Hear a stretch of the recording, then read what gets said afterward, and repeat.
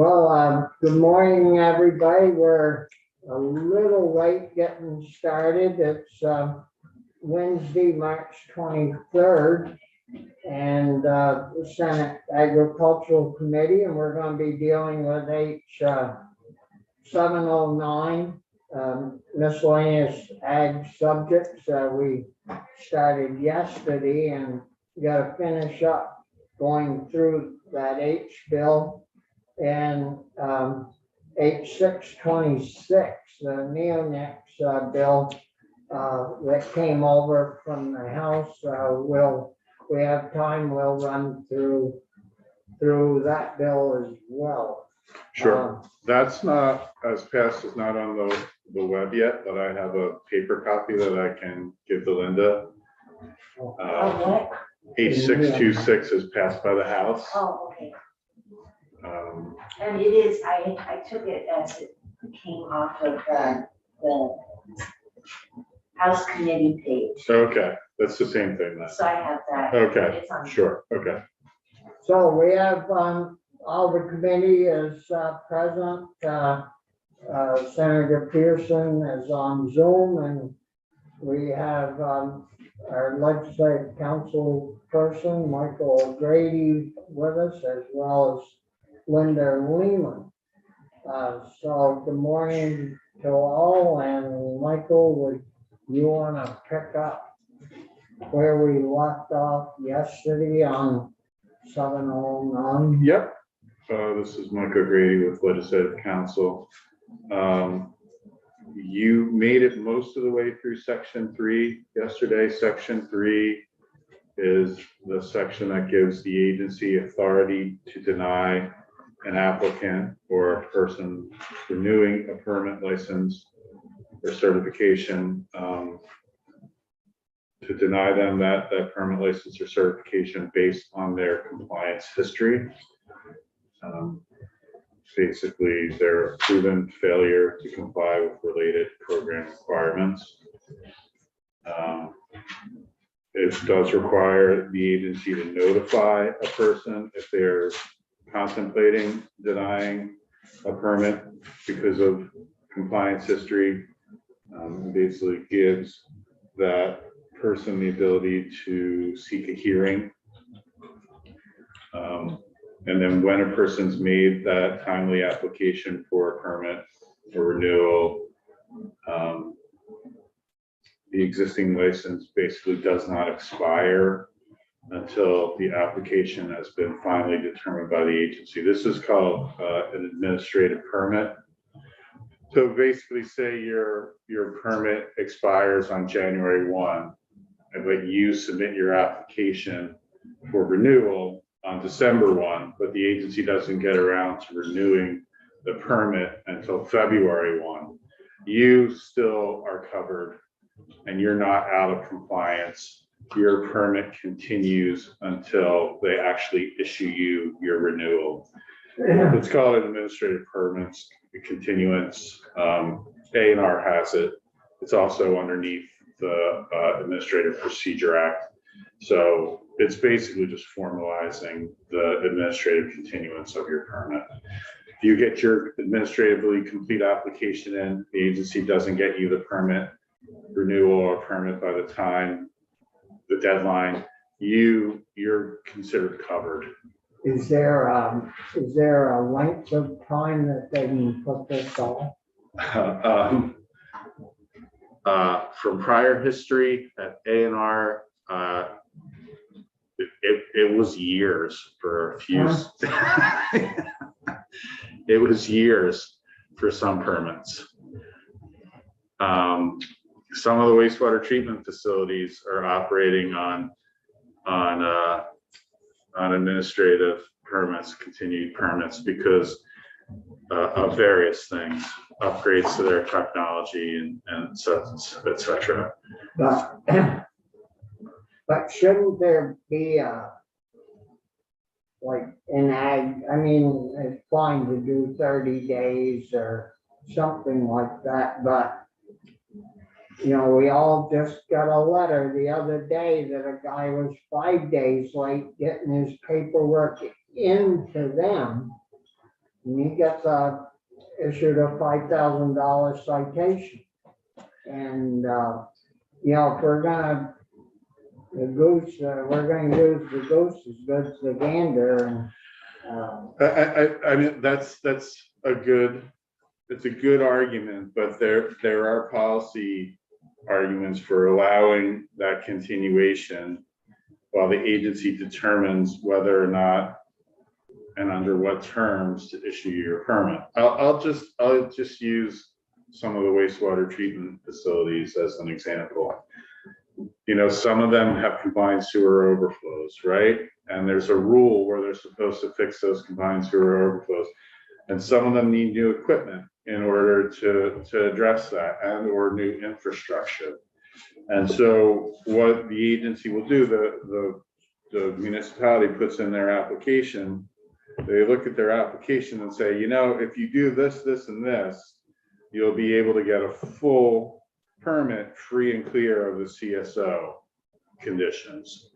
And so we're gonna delay issuance of that permit and give you a schedule for you to do those things.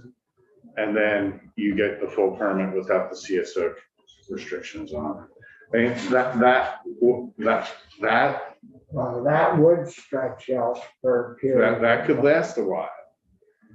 Here's another one. This is from my personal experience. As you all may know, I live in an orphan stormwater residential neighborhood. It's where the original developer was issued the stormwater permit, but didn't properly transfer it to all the homeowners, the property owners in the subdivision. And there is no real estate homeowners association, and there never will be, because there's too many attorneys that live in my subdivision. But what happened is somebody did apply for a permit for that subdivision, but they don't have anyone to issue it to, right? Because there's no homeowners association.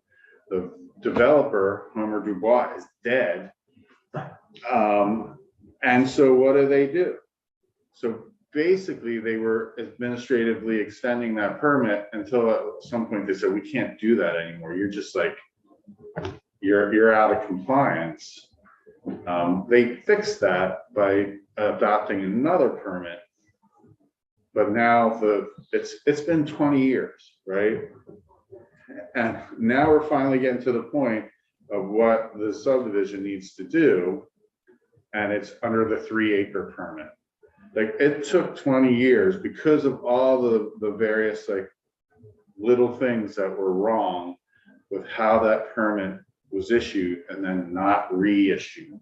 And then some of the specific facts of my subdivision and having no homeowners association.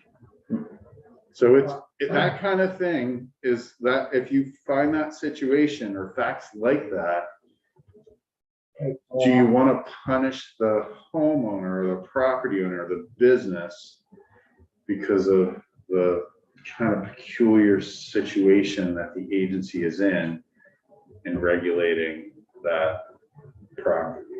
Yeah, I would only want to fool with the ag stuff anyways. Because I don't know enough to build. But it's similar. It's like, think about a medium farm applying for their MFO permit or renewing their MFO permit. And the agency says you need a new manure pit. Your manure pit's not up to the NRCS standards. It's starting to fail a little bit. It's topping out. It needs bigger capacity, et cetera, et cetera. But then you hit COVID, right? And nobody's going onto a farm. Nobody's doing the engineering. NRCS isn't coming out to approve. Is that farmer out of compliance, even though they got their permit application in and the agency didn't issue it because of COVID? I mean, there are circumstances right where this has to be. So that's what, and it's really, it's already honestly authorized under the APA. Yeah. But the agency wants to make it clear within their general regulatory authority. They haven't had that prior to. I mean, technically they have it. It's in the APA. It Yeah. says when somebody puts in that administratively complete application, it extends. But the agency's trying to kind of consolidate all the different types of authority that they have underneath their Title 6, Chapter 1 authority. So a recent news issue then that came up last night and all morning this morning about the ag agency not doing their job, and all ag stuff should go to a different agency. Maybe they haven't checked the other agency's track record out too good on issuing permits and things. Well, I mean, I've read the petition. I do think if you were to do the same type of public records deep dive at A&R, you would be able to find records that were not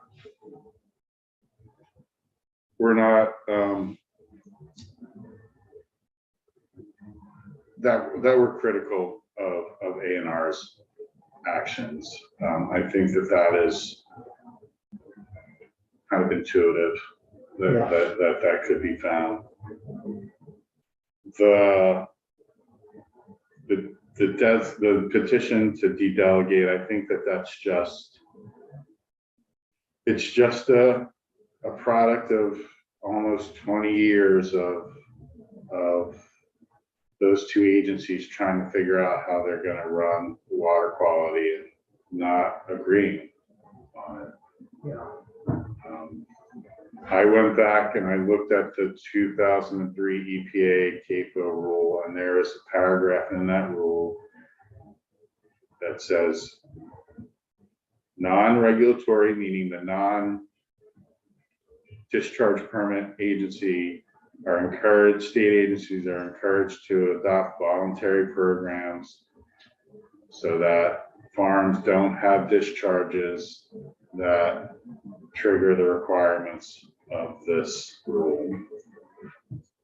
So that's what the state did. They did what EPA recommended. They set up a program at the Agency of Agriculture to work with farms to prohibit discharges so that they never. But what is a discharge? That is what it's coming down to. What is a discharge? Well, if it rains, you could get a discharge, right? Well, that's kind of what that petition references, is that say you are land applying nutrients or manure or whatever, and you over apply. Well, we do have regulations for that. Well, right, but if you exceed the nutrient management plan, you no longer qualify for the federal exception to a discharge because you've exceeded the stormwater standards. That's a discharge. That's supposed to be reported to A&R. And the petition says that those instances are not reported to Well, how A&R. do they know there are incidents of overspreading? Because they did a Substantive Public Records Act request of the agency, and they have email from the agency saying that the Agency of Ag did inspections and determined that a farm, multiple farms, just multiple emails regarding multiple farms, exceeded their land application requirements under their nutrient management plan. And that was not notified. Well, yeah, if the rule says they have to notify the feds or whoever. Right. It's that MOU, because part of what you did, the legislature did, when you created the ag water quality program and then the direct discharge program at A&R, is you said that the two agencies needed an MOU on how they would deal with those issues of whose jurisdiction was whose. And that MOU says the agency of ag is supposed to notify A&R whenever there's a discharge. Oh, not the feds, just Not the A&R? feds, because A&R is the federally delegated, state federally Or just, for EPA. EPA can always come in and what's called override A&R, but A&R is the one that basically is EPA's surrogate in Vermont. that's a good efficient folks, so. So Smart enough to tear the stuff up and throw it away. So remember when you were dealing with the Lake Champlain TMDL, and remember what inspired that? What inspired that was a petition to EPA Oh, yeah, To- it cost us millions. to deny the Lake Champlain, to revoke the Lake Champlain TMDL. You're basically, you have a same type of mechanism right now that could inspire very similar response from EPA, and then a similar need to respond to EPA's response from the legislature. It's a real thing. It's a real thing that could have significant consequences for you as the General Assembly and the farm community as a whole. Well, and what about the taxpayers that pay the bill? I mean, we've spent probably billions now on all this, and I think we're moving forward, but it's still been very slow. Right. Um, I do think it's gonna be a while before EPA responds to that. yeah, probably 5 years. Not that. But I do think you'll get a response that's gonna require some legislative action. I don't know what that legislative action could be. It could be fairly minimal. It really could. But it could be very extensive. You'd almost think that a report like that would be done in triple, you know, and you'd have the ag agency, A&R, and even the feds. You tear out A&R's copy and send it to them, and the feds take that one out. Everybody's got the same report then. I mean, it, Well, that is what I mean by it could be fairly minimal. You could just statutorily formalize what the reporting requirements are for when the agency of ag determines that there's a discharge. I mean, in the transportation industry, things are made out in duplicate and triplicate. And, you know, the owner, the company headquarters gets one, and the other you get for yourself, and one you have to send in. And I mean, it's pretty simple. The last page of that petition is an appendix, and the appendix is a letter from Julie Moore to Suzanne Young, the Secretary of Administration, requesting that all of the Agency of Agriculture's enforcement, water quality enforcement staff be transferred to A&R, and that A&R do ag water quality enforcement, and that the agency do ag water quality assistance, the engineering, the financial assistance, etc. So that's not the easiest thing to do, but that's the other thing that's basically on the table is, you know, that there's a couple of different things that petition puts on the table. Well, and the other thing that should happen is the help should get rotated.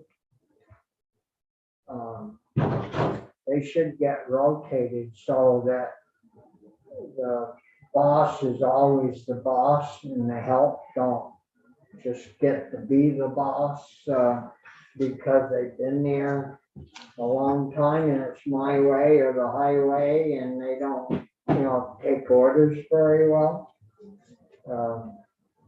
Especially when you can't fire somebody or relieve somebody of their, it should just be built in.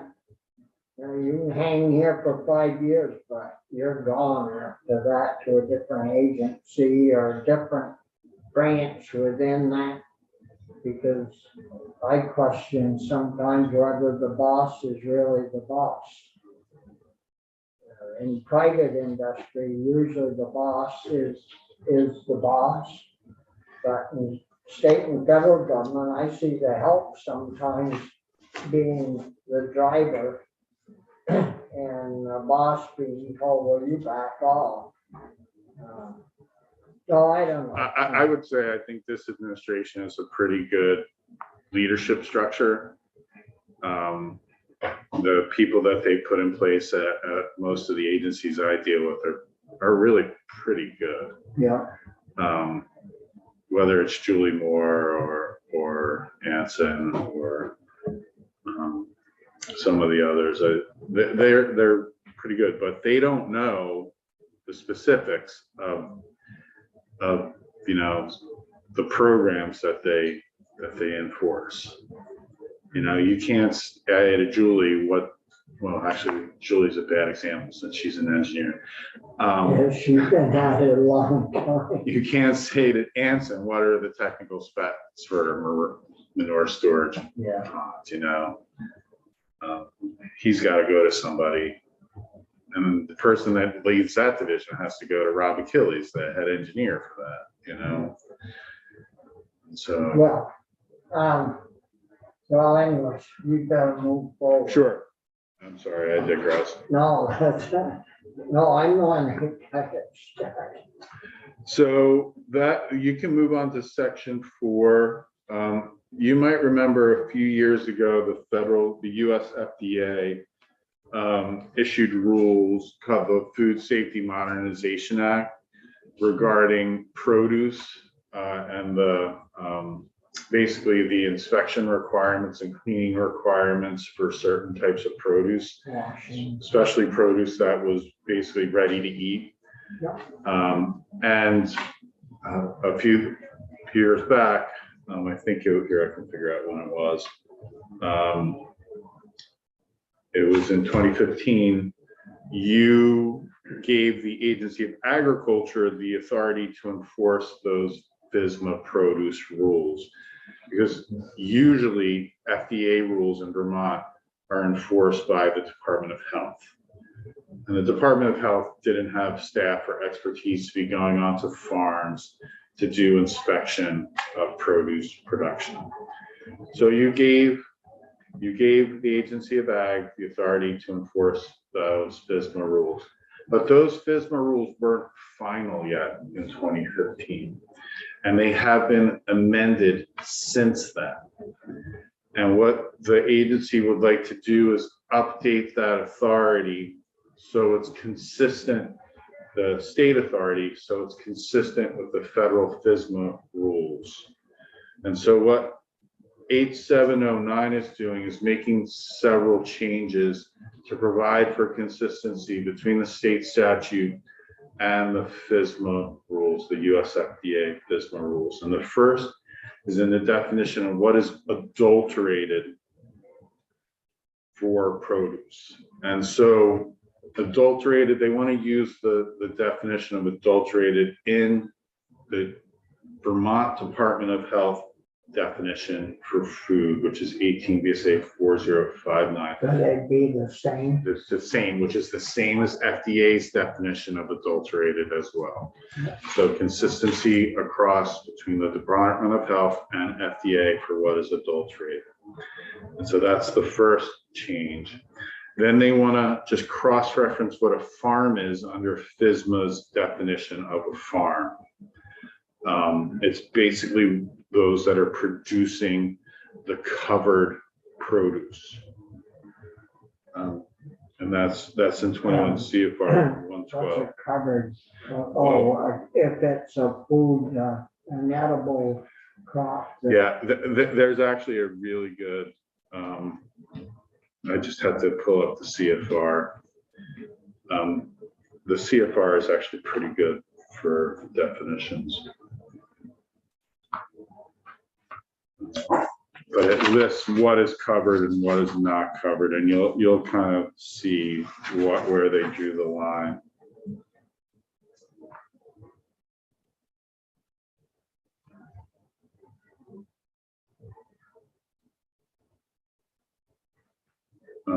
All right, so what food is covered by the FSMA rules?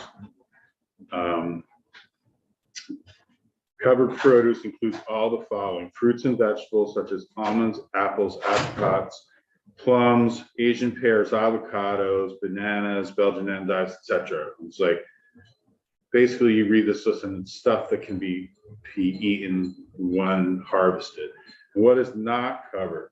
Produce that is rarely consumed raw, specifically the produce on the following exhaustive list: asparagus, beans, black beans, cashews, beets, collard greens, cranberries, okra, peanuts, peppermint, potatoes. And so the things that aren't traditionally eaten when raw are not covered by the FSMA rules. And then, hold on a second.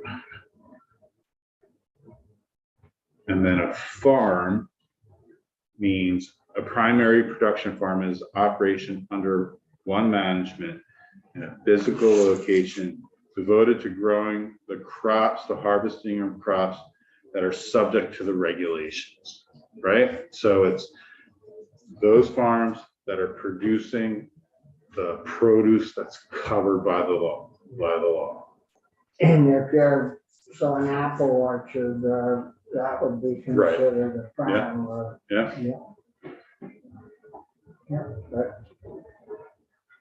Okay. Yeah. And then the next change that they wanted, it's similar. They want to have the same or similar enforcement authorities that US FDA has.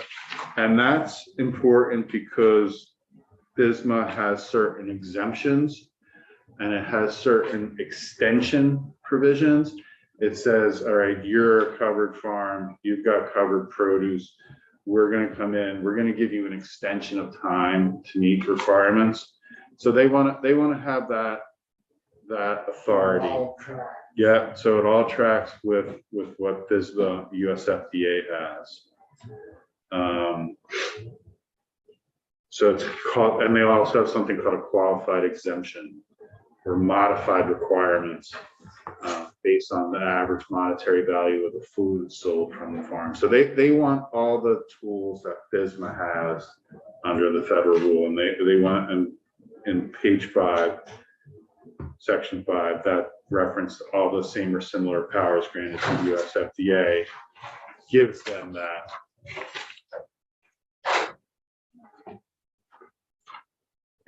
There's no, there wouldn't be any downside to that. I wouldn't think. Seems as though it would make it easier and better. I don't really see a downside. What they're giving themselves is the flexibility that FSMA gave FDA. Yeah. And so that's basically what they want. Yeah.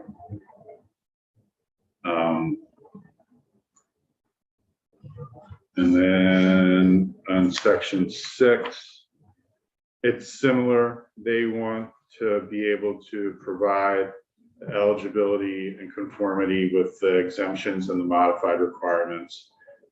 There are multiple exemptions and there are multiple modified requirements. Like, for instance, I referenced earlier that if you only have a certain value of produce being sold, they will modify the requirements of the rule for you. If you're small, you're not going to have to meet the same requirements as a large farm. So they modify the requirements based on different criteria. Or size. And sometimes it's based on the type of produce you're producing. They might modify the requirement for that.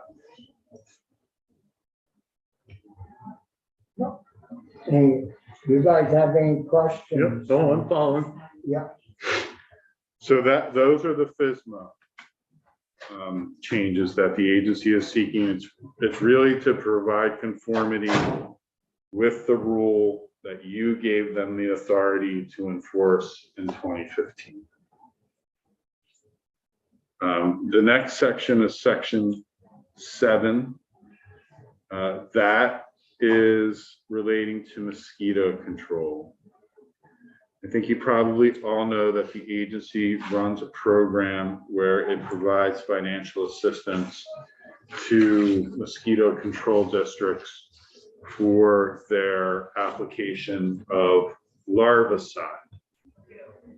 And like most state programs, there's a match that the applicant has to provide in order to qualify for the grant of financial assistance. And current statute says that that match from the mosquito district can be met by their adulticide activities, the money that they're spending on adulticide, so spraying for the actually flying mosquito.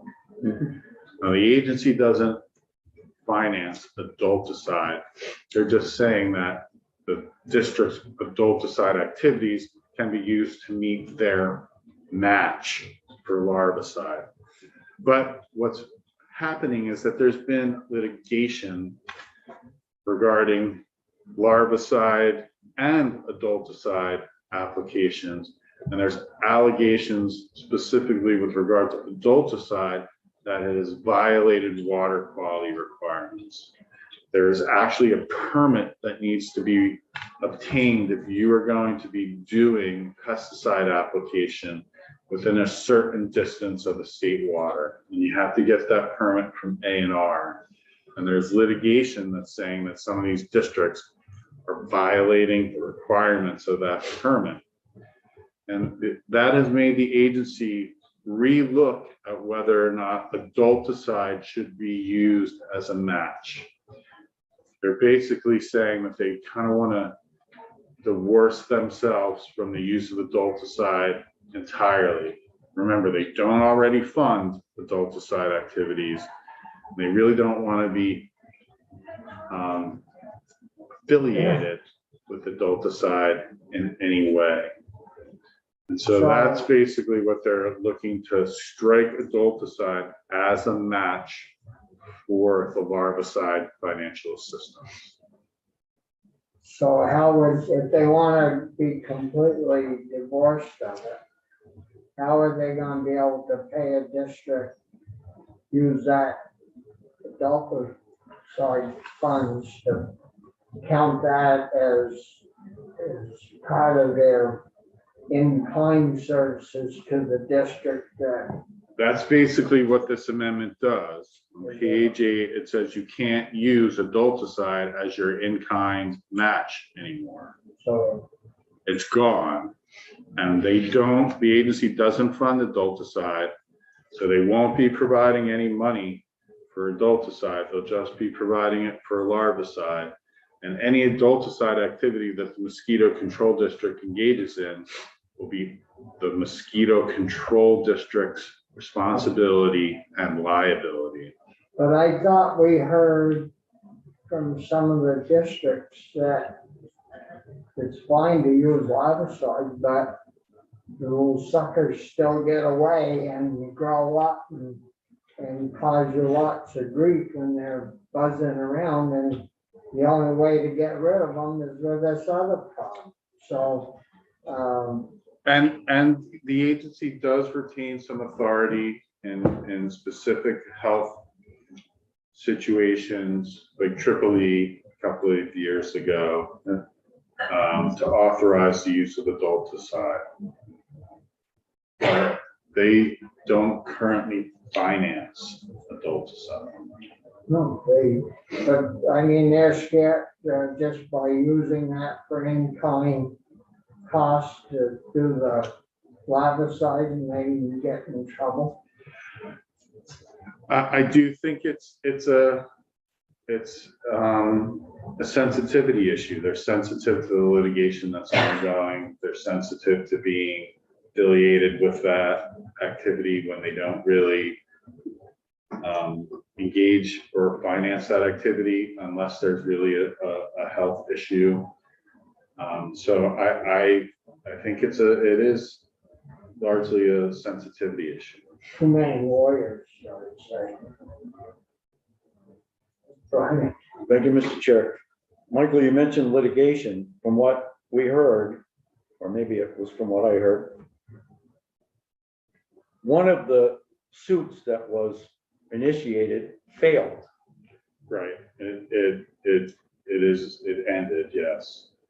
So are you saying there's another one that's been filed? There is another one. Well, I think I made my, and we heard testimony from Representative Shaw that at least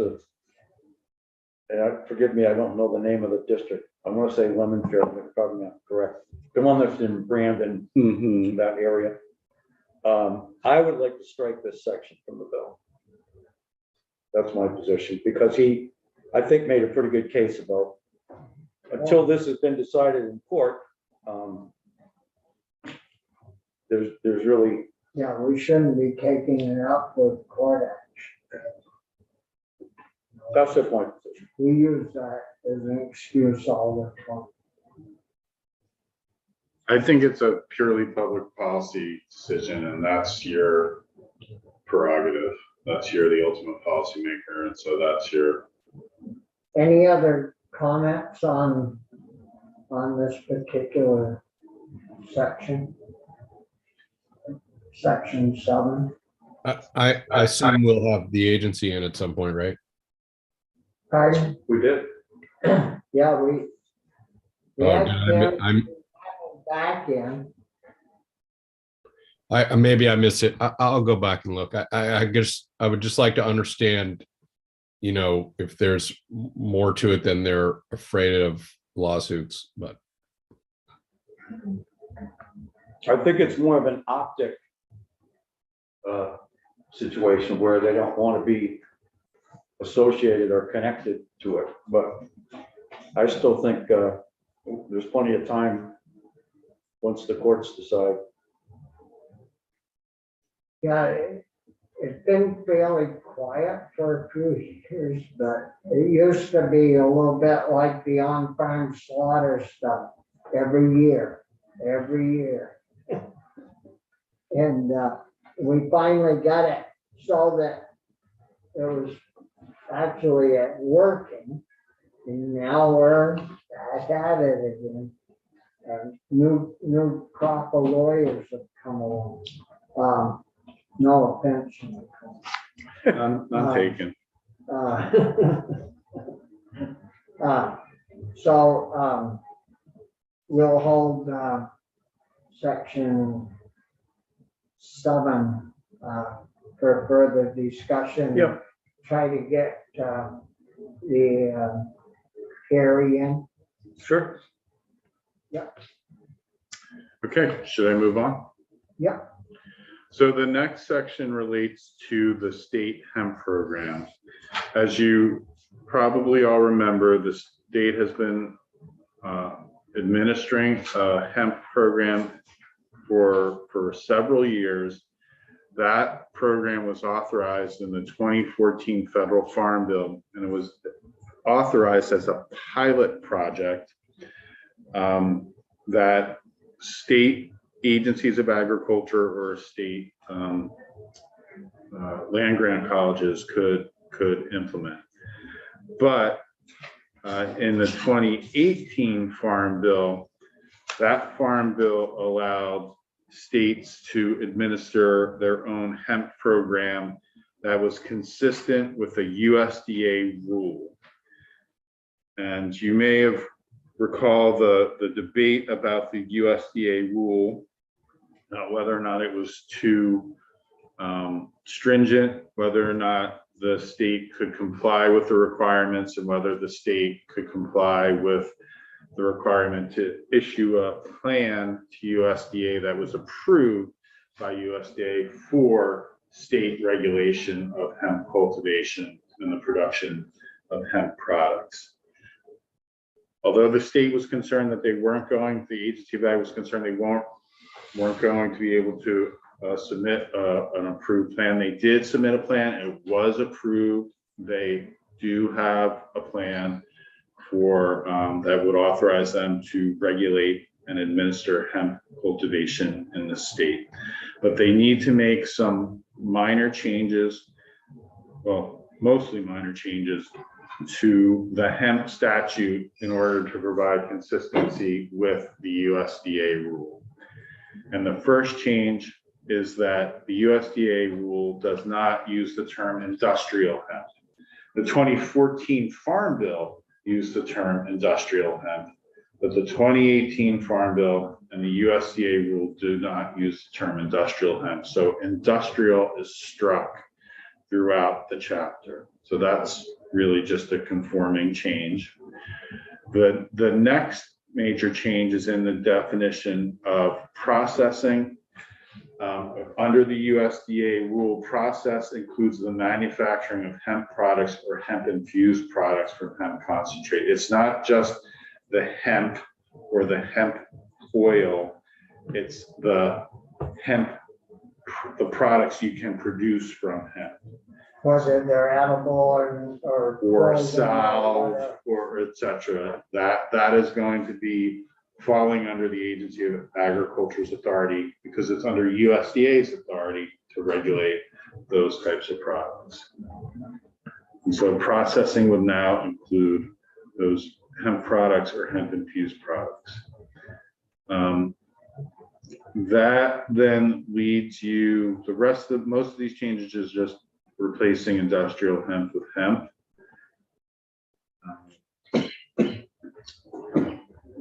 That leads you then.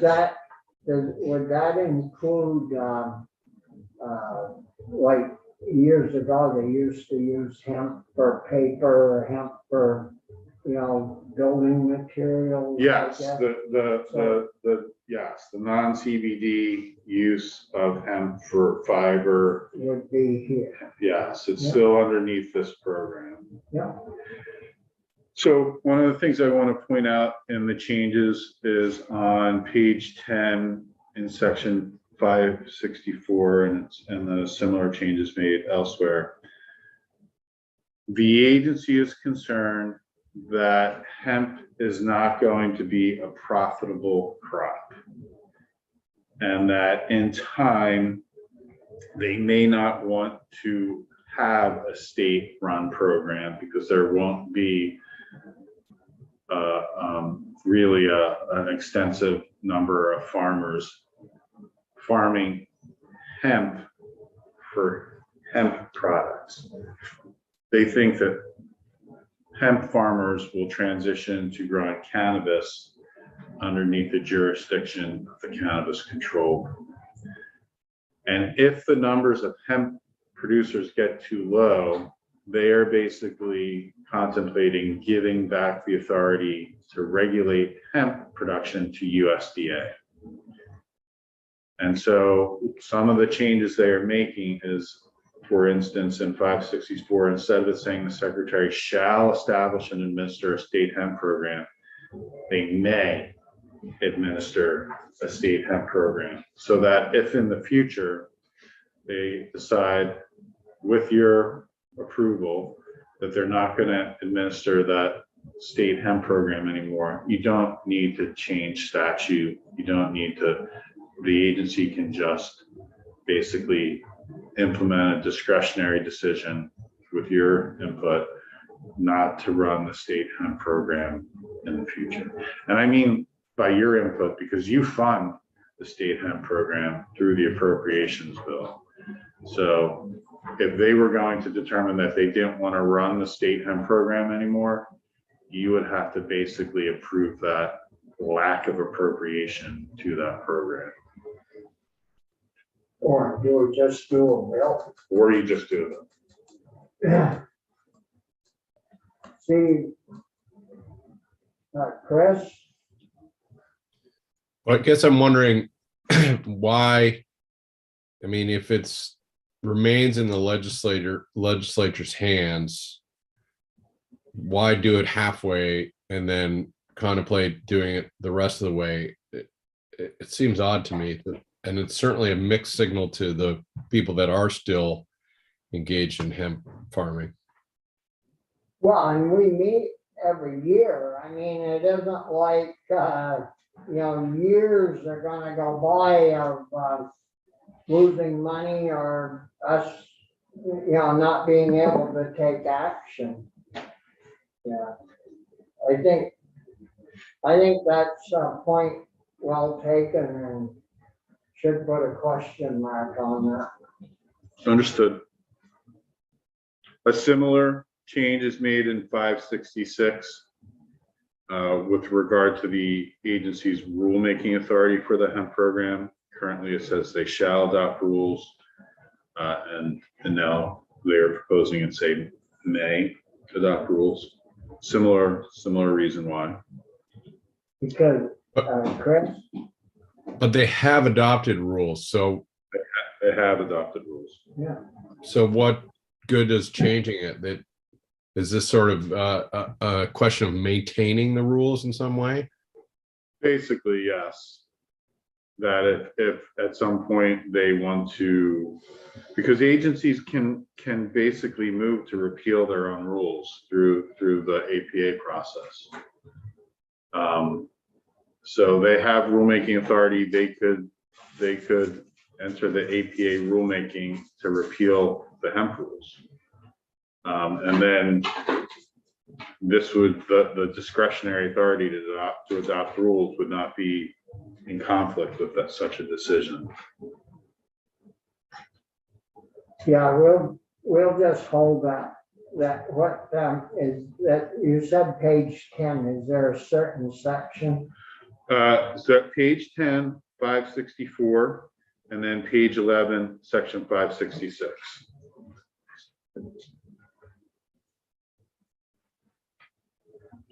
Yeah, we'll hold those two. Any other comments in regards to that? So the next change is the really substantive change.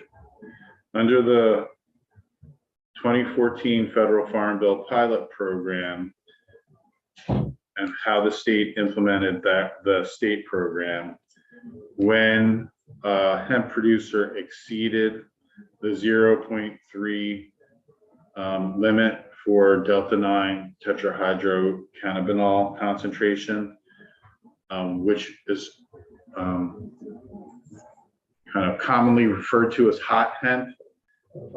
When a farmer cultivated hot hemp, you gave that farmer 3 options in how to deal with the hot hemp. They could enter into an agreement with the dispensary, medical marijuana dispensary, for the separation of the delta-9 THC from the hemp crop, return of the hemp crop to the person registered with the Agency of Ag, and the retention of the THC by the dispensary. The farmer could sell the hemp crop as a whole to the dispensary because it was technically marijuana, cannabis, that the dispensary could then possess under state law, or they could arrange with the Agency of Agriculture for the disposal, remediation, or destruction of the hemp crop. Well, the first 2 options are not allowable underneath the federal 2018 Farm Bill and the USDA rule. So they can't sell it to a person that. No. If hemp, under the USDA rule, if hemp exceeds the allowable THC level, it needs to be destroyed. There is no option to deal with it or use it for another purpose. It has to be destroyed. In addition, if the cultivator does it negligently 3 times in a 5-year period, then they get suspended from the program. And if they do it with a mens rea greater than negligence, that's actually the term used in the, I don't really know what the standard is for mens rea greater than negligence, then they can be charged with the felony for basically intentionally growing cannabis in violation of federal law. So what's gonna happen if they're growing marijuana in one corner of the field and hemp over in the other? Well, that's actually a conversation that that you all had when you were looking at S-188 and whether or not cannabis should be considered farming, because the agency doesn't want to, because of their federal financing requirements and the drug-free workplace provision. They didn't want to have the responsibility of regulating cannabis because it not just theoretically, it likely would have violated their federal conditions for financing. I think they're probably going to recommend that people growing hemp not also grow cannabis. Or do it on separate parcels so that they don't have any conflicting. Well, it used to be said that one would contaminate the other or something, Right. but can't be. I mean, now you hear people talking about doing both. So that's probably something that's going to play out this summer, probably starting right about now, with those people who are thinking they're going to grow cannabis because they haven't been issued a license yet. They don't know for sure, but might be growing hemp right now. You're probably going to see some decisions made about how that's going to play out this summer. So who does our cannabis control board decide that, or? No, I think it's probably going to be a discussion between the Agency of Ag and the Cannabis Control Board. Probably you're going to see things like questions in an application. Do you currently hold a? Because Ag would like to give that to Pepper and those guys. I mean, but I don't think I don't know if they want it or that's even the right place for them. I don't know. I think you would need to talk to Bryn and Pepper about whether or not they want it. Thanks, Bobby. I know we talked about this before, maybe it's a small point. I still don't understand the difference between disposal, remediation, and destruction. It seems like there's varying degrees, but. So remediation is you can remove all the flour that has the THC in it. And that's okay? That's okay. And then you can use the fiber Okay. for whatever the fiber That's can be never used. developed, has it? I mean, no market's ever been developed for fiber. Well, I mean, there are products that are produced from it. It's just that they probably can't compete at the price point with other similar products. Okay, so that is one remedy. Mm-hmm. What's the difference between disposal and destruction? It's very similar. So we need both words there? It's what's in the federal rule. Oh, okay. Change Just- that. Is it clear who does the destruction? Secretary. Well, it's I have to go back and look at the USDA rule and the state plan, but I think basically it's an order. The secretary can order it, and if the order is not complied with, the secretary can basically destroy themselves. Basically, burn the product. I'm picturing a big bonfire with a lot of happy participants.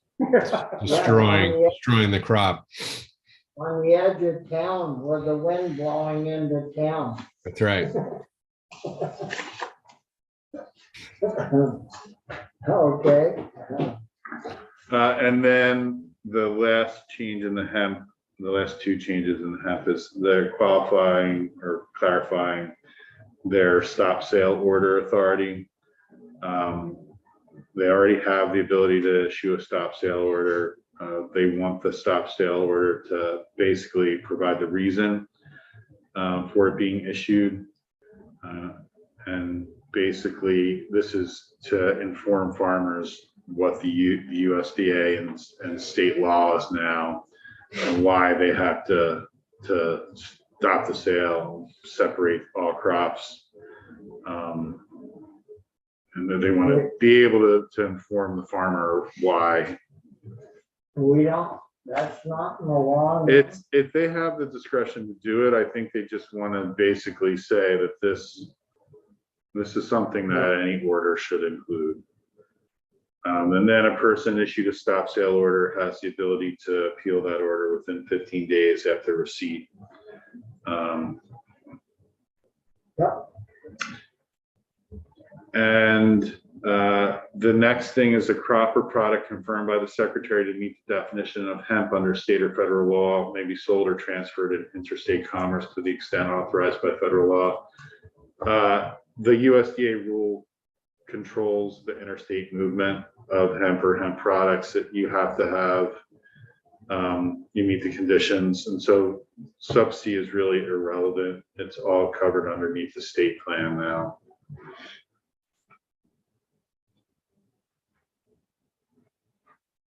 Yep. So should I move on? Yep. So section 9 relates to medium farm general permits for agricultural water quality. And right now, if you exceed 200 dairy cows and you're under 700, you need to seek coverage under the medium farm permit. And the farm permit term is 5 years. Currently, when you apply for the permit or when you renew the permit, then the agency has to go out and do a site inspection of your farm. But the agency is also required to inspect a medium farm every 3 years. So they're arguing that the requirement to go out and do a site inspection within 18 months of you seeking renewal is not necessary because you were already inspected at least once during your first 5-year term. You're going to be inspected again within a year of you, right? Third, and then you're going to be inspected again by the time you get to renew again. So why insert another site inspection in there? In addition, whenever there's a complaint, the agency goes and does a site inspection anyway. So they're asking that the initial site inspection within 18 months only be there when a farm first gets the MFO coverage, and that it's not necessary for renewal because they're already in the inspection and So what's it say about the 18th month? that when right now existing law says when the application is submitted for an issuance or for a renewal, that within 18 months of receiving the certification of notice of intent to comply, the secretary does a site inspection.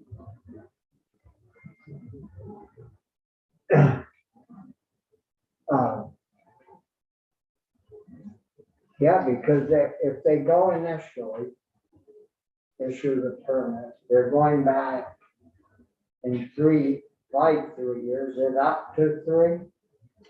Yeah, it's within 3 years. Within 3, so it could be 2.5. And then when it up for renewal, they'd have to be going back, so basically it's less than every 2 years. Well, less than every 3 years. Um, Right, so but, yeah, and so it's another site inspection is really not required. And again, whenever they get a complaint, They go in. they go out anyway. See, the initial inspection, I think they have to count all the animals. They have to count all the animals and they have to determine that there are no unpermitted discharges on property. You know, make sure that it can handle that increase in animals. Your pet size, must be all that falls in under it on the initial visit.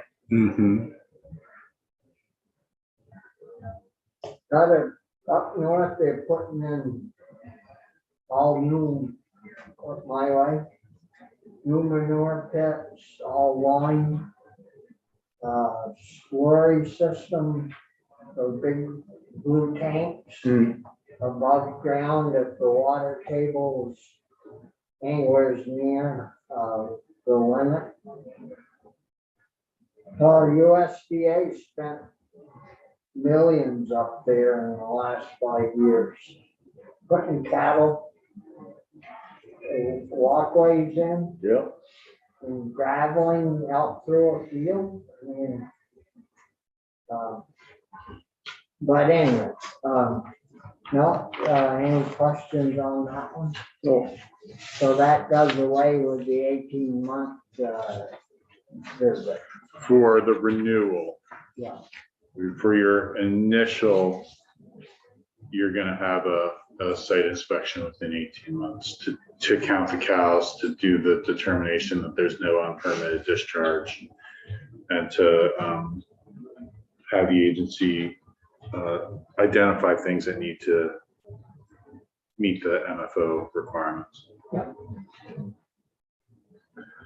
So the next change is in section 10. It's in the small farm certification statute.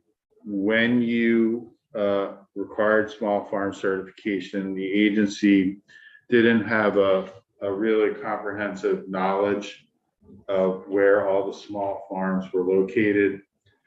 You gave the agency money to hire people to go around the state to try to identify where all the small farms were and to inform those small farms of the requirements to comply with the RAPs and to certify if they met the standards for certification. And one of the things that you build into that small farm certification requirement was that when a farm was transferred, change of ownership or change of lease, that the owner had to notify the Agency of Agriculture of that change of ownership or change of lease so that they knew who was going to now be part of the small farm program. Well, as I said, the agency's been out inspecting the small farm certification programs up and operating. They no longer believe they need the change of ownership or change of lease notification because they have a better understanding of the location of small farms in the state, and they don't need this tool for further identification of small farms. I mean, they should have a GPS locator anyways, and I mean, tell them they're selling. I don't think that's any of their business anyways. I mean, the land records, all that stuff is. Yep. Should I move on? Yes. So I think we all remember the chicken and composting bill No, tell us about from it. the past 3 years. And one of the things that you did when you enacted the chicken and composting bill is you said that small poultry farms that import food residuals for the purposes of producing compost would be exempt from Act 250. And you defined a small farm as one that was a certified small farm. Well, a certified small farm is required to have at a minimum 2,250 laying hens, or 6,250 laying hens without a liquid manure handling system. And so there's concern that the small farms that are actually doing this compost production might not qualify because they're not actually certified small farms. And so what is being proposed is that they not have to be, they could be a certified small farm, but it also means a small farm that's subject to the RAPs and is not required to certify as a small farm, as a medium farm, or as a large farm. So that means it's not just your average chicken coop in the backyard in South Burlington. They need to have 100 laying hens at a minimum to qualify as a small farm. And that, they think that'll keep it away from municipalities or the, Well, yes, they think it'll keep it away because you're going to still need to have the land area to do the compost production. so they must have a 100 minimum numbers to be able to bring composting onto their. And be exempt from Act 250. Yeah. Comments on that one? Just to be clear, Michael, they already have to be in, this is not for new, but this is, or it could be new, but they are, did you say they're already subject to RAPs? So that has its whole, Yes. there's a bunch of Yes. thresholds, I think, for that. So it's not some new person that has 6 chickens in their backyard and wants to really run a compost operation, right? No, you need to have 100 laying hens and you have to be subject to the RAPs. Thank you. We can take a little break if you want. How's your time, Mike? I'm fine, and you just finished 7:09, and so it's Yeah. time to take a break. I'm going to miss the next bit